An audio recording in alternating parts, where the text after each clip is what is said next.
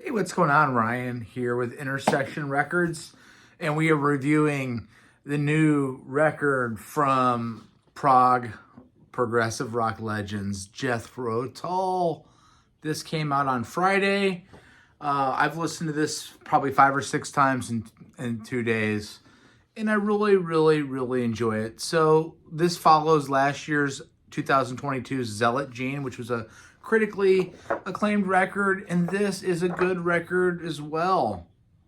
Late in 2021, Ian Anderson decides to do yet another album. He says he's scheduled time at 9 o'clock in the morning on January 1st, 2022 to start writing a new album, and it took him about 30 days to demo out these songs, at which point, January and February, at which point I think in March of last year, he gets with the band, they start working these songs up, and it's recorded.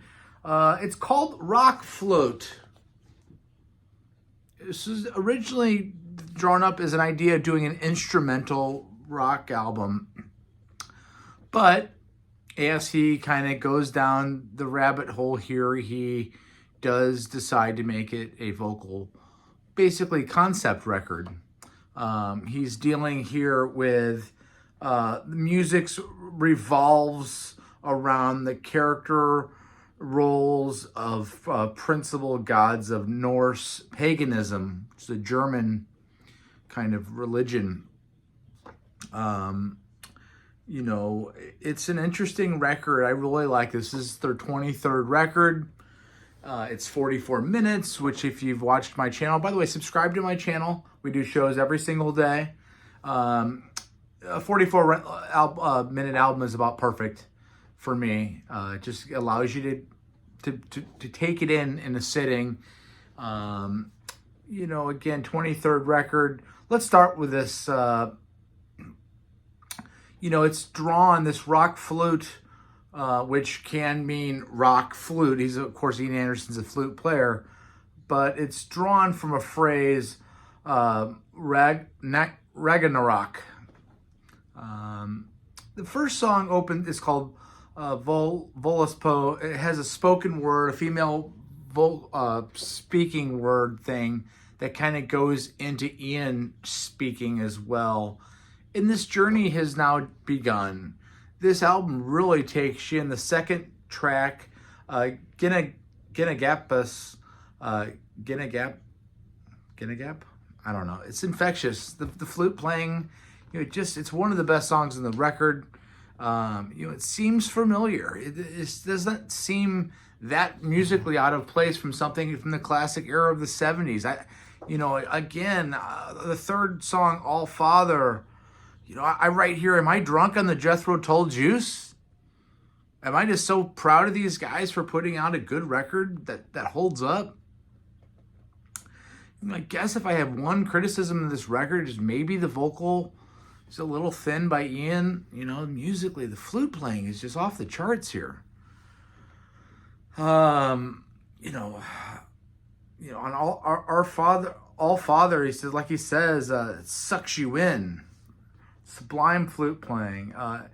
In Feathered Consort is the next song. It's good enough. Hammer on Hammer is track 5. Just got a spooky little haunting flute lines in it. Sounds familiar. It sounds vintage.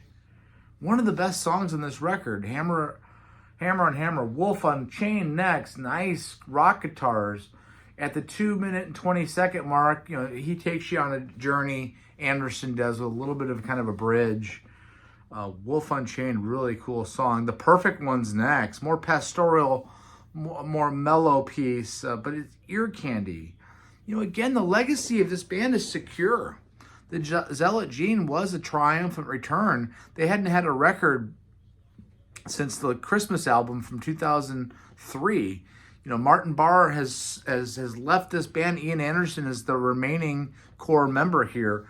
The lineup is rounded out by Joe Parrish James on guitar, David Goodyear on bass, Scott Hammond on drums, John O'Hare on keys. You know, and of course, Ian Anderson doing all kinds of other things, including flute, and guitar, and vocals. Where are we now? You know, the Trickstar and the Mistletoe is next. It's kind of a Celtic march. It's again sounds familiar. Cornucopia is next. I see where this could have been an instrumental album, which I tend to love instrumental albums, just because sometimes some of my progressive rock I feel like does get hung up on lyrics. You know, I haven't dug real deep into the lyrics on this record, but he definitely has a vision here, and I think it works.